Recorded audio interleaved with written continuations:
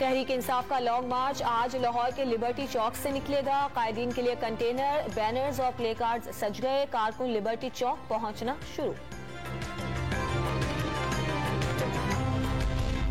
Imran Khan liberty चौक से सियासत के आखिरी 5 ओवर्स कराने जा रहे हैं। हुक्मरान जो इंतशार और खलिफशार का खौफ फैला रहे हैं वो शर्मिंदा ताबीर नहीं होगा।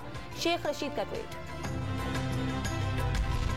वजारत दाखिला ने तहरीक इंसाफ के लॉन्ग मार्च से अदम इस्तेहकाम का खदशा जाहिर कर दिया। वजारत दाखिला का सूबाई हुकूमतों को खत, सरकारी मुलाजमीन की लॉन्ग मार्च में शिरकत रोकने को यकीनी बनाने की हिदायत।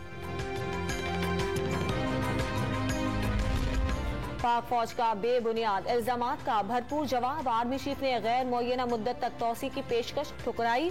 गैर आईनी तरीके से तहरीक अदम एतमाद नाकाम बनाने से इनकार पर मीर जाफर, मीर सादिक गद्दार, न्यूट्रल और जानवर कहा गया।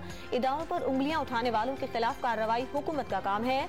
सरबरा ISI lieutenant general Nadeem Anjum की प्रेस कॉन्फ्रेंस।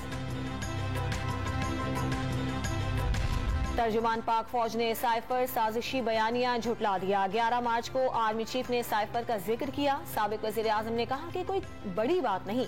27 मार्च जलसे में कागज का टुकड़ा लहराने पर हैरत हुई। बयानिया का हकीकत से दूर दूर तक कोई ताल्लुक नहीं। यही वक्त था जब कुछ मखसूस सहाफियों को बयानिया फीड किया गया। इदारों को बदनाम करने की कोई कसर न छोड़ी गई। लेफ्टिनेंट जनरल इफ्तिखार बाबर की मीडिया से गुफ्तगू।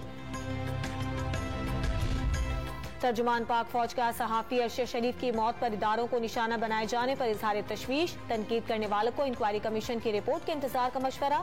सीनियर सहाफी की मौत से कौन फायदा उठा रहा है?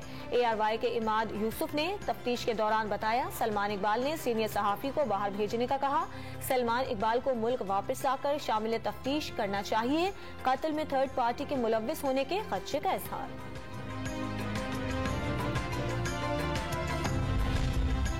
साइफर हकीकत ही हकीकत है। साबिक वजीर खारजा शाह महमूद कुरैशी का दावा। फौज की इज्जत जरूर तो सियासी क़यादत की इज्जत भी उतनी ही अहम है। असद उमर का रद्द-ए-अमल, बंद कमरों में फैसलों का जमाना गुजर गया। फवाद चौधरी की मीडिया से गुफ्तगू।